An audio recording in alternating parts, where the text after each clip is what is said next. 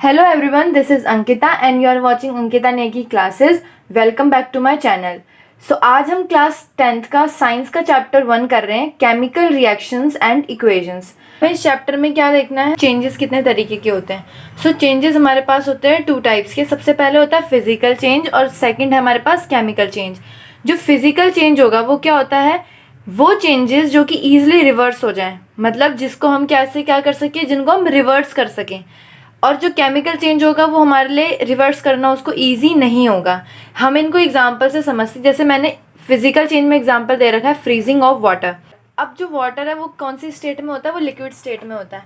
अब जब मैं वाटर को मैंने फ्रीज में डाला तो वो वाटर कौन सी स्टेट में आ जाएगा, वो हो जाएगा सॉलिड स्टेट में हो जाएगा। ठीक है, आइस, उसमें आइस जम जाएगी जिस वजह से वो क्या हो जाएगा, वो सॉलिड हो जाएगा। बट जब मैं उसे वापस से बाहर निकालूंगी और उसे रूम टेम्परेचर पर रख दूंगी तो वो वापस से लिक्विड फॉर्म में आ जाएगा। तो हमने क्या करा, पहले लिक्विड से सॉलिड बनाया एंड देन उसको सॉलिड से लिक्विड बना दिया, मतलब उसको चेंज कर दिया दोबारा से।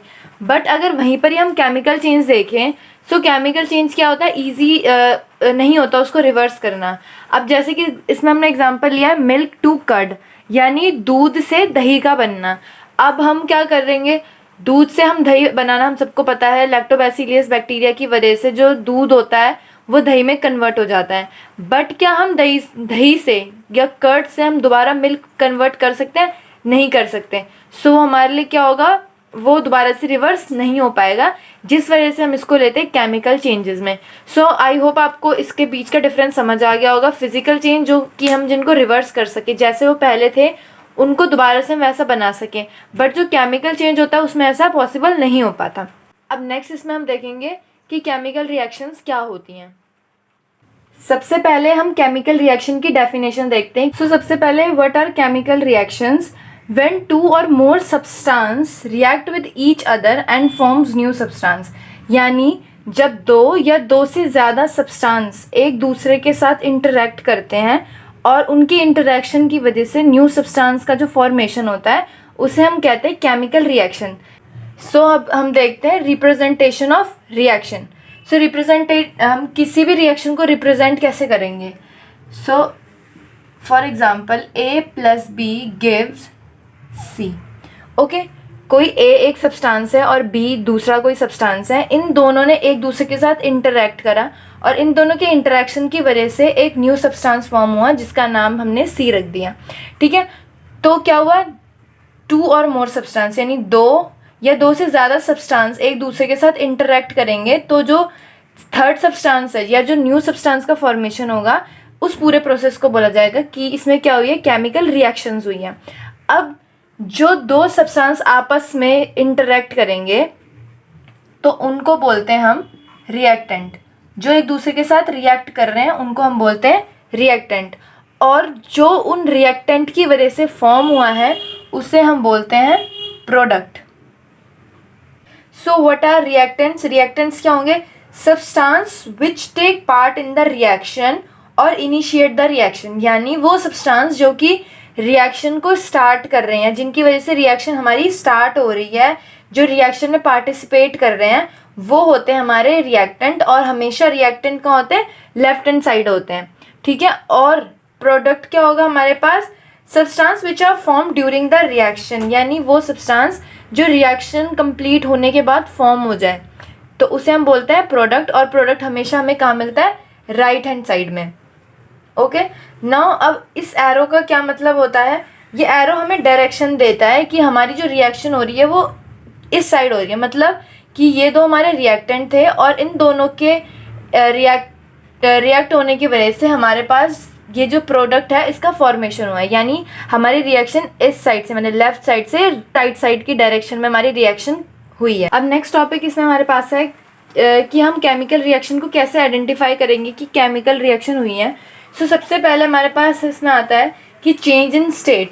जो हमारे पास केमिकल रिएक्शन होगी, मतलब कोई रिएक्शन हुई होगी, तो अगर उसकी स्टेट में चेंज आए, स्टेट हमारे पास कितने तरह की होती हैं? Solid, liquid and gas.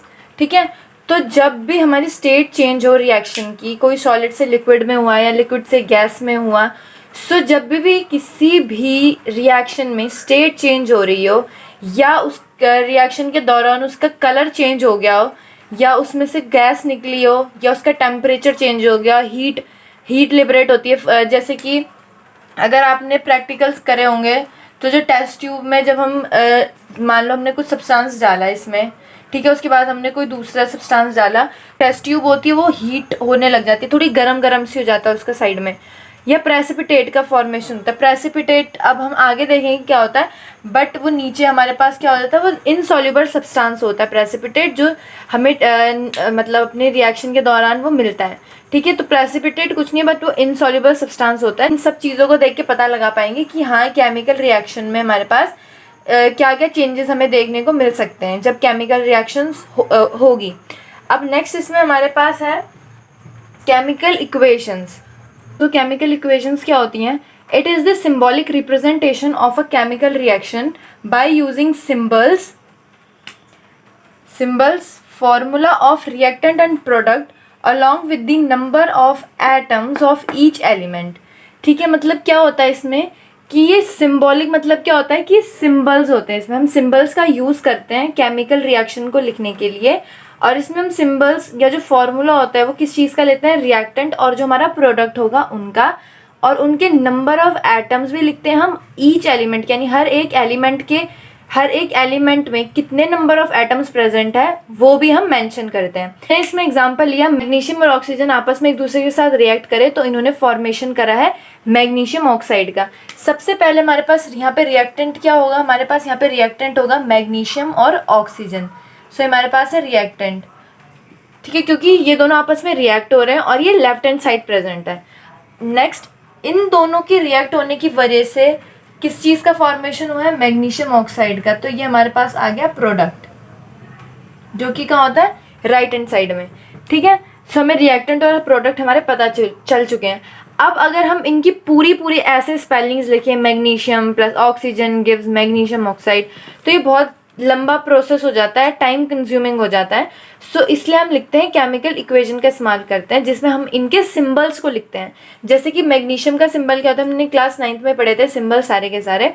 So magnesium का सिंबल होता है Mg, ठीक है, M कैपिटल होता है और G स्मॉल होता है, और ऑक्सीजन होता है O2, ओके, यानी ऑक्सीजन के कितने एटम्स हैं, 2 एटम्स हैं। अब इनसे फॉर्मेशन होगा हमारा किसका, मैग्नीशियम ऑक्साइड का। मैग्नीशियम ऑक्साइड कैसे लिखते हैं हम, MgO,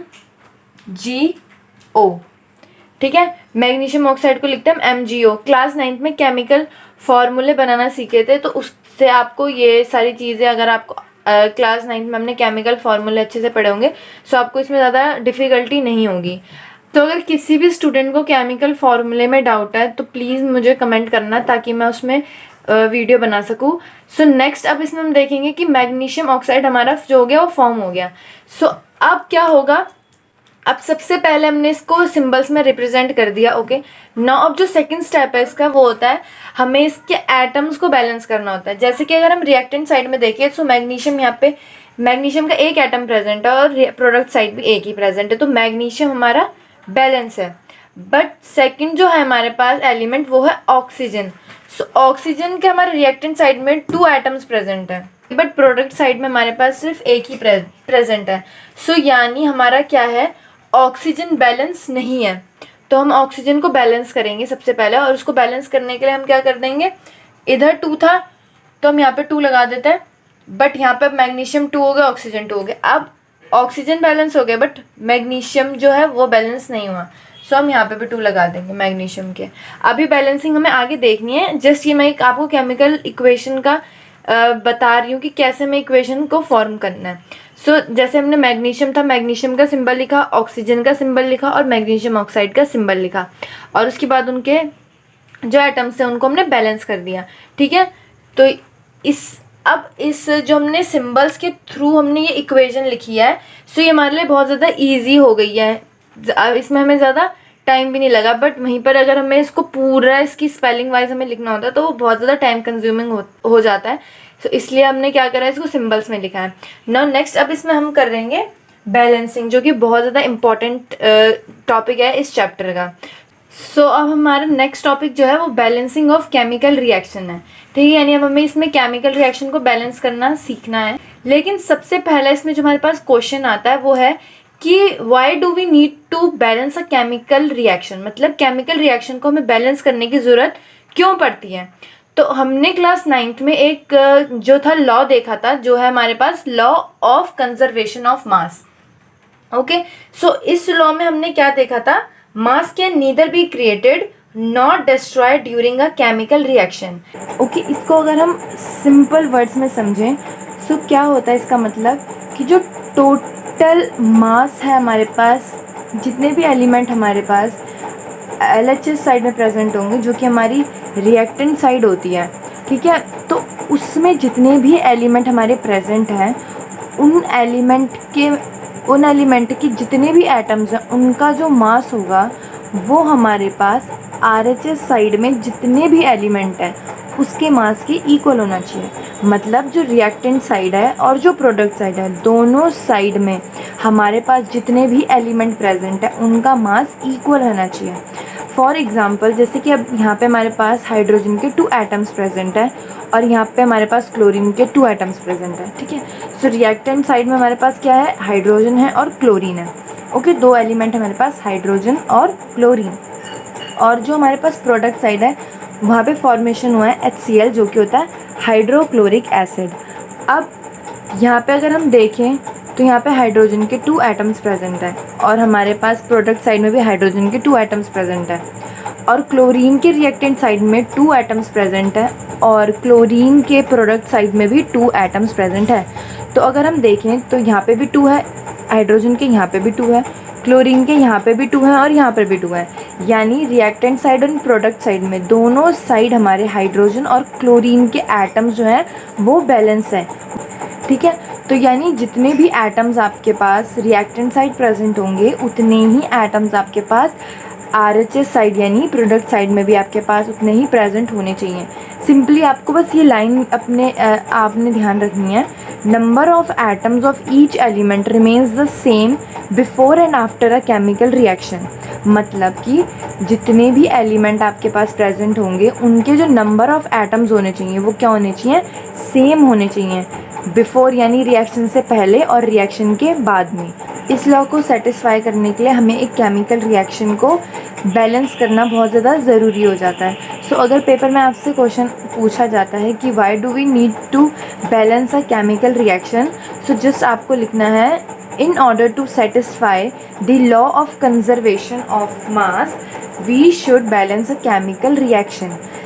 आपको सिर्फ इस लॉ को सेटिस्फाई करने के लिए, यानी number of atoms of each element remain same before and after a chemical reaction, ये आपको प्रूव करने के लिए आपको एक केमिकल रिएक्शन को बैलेंस करना इम्पॉर्टेंट हो जाता है। अब हम अपने नेक्स्ट पार्ट में देखेंगे कि केमिकल रिएक्शन को कैसे बैलेंस किया जाता है। सो प्लीज़ इस वीडियो को लाइक करना, शेयर करना और चैनल को सब्सक्राइब करना, press the bell icon so आपको सबसे पहले नोटिफिकेशन मिले। Thank you so much.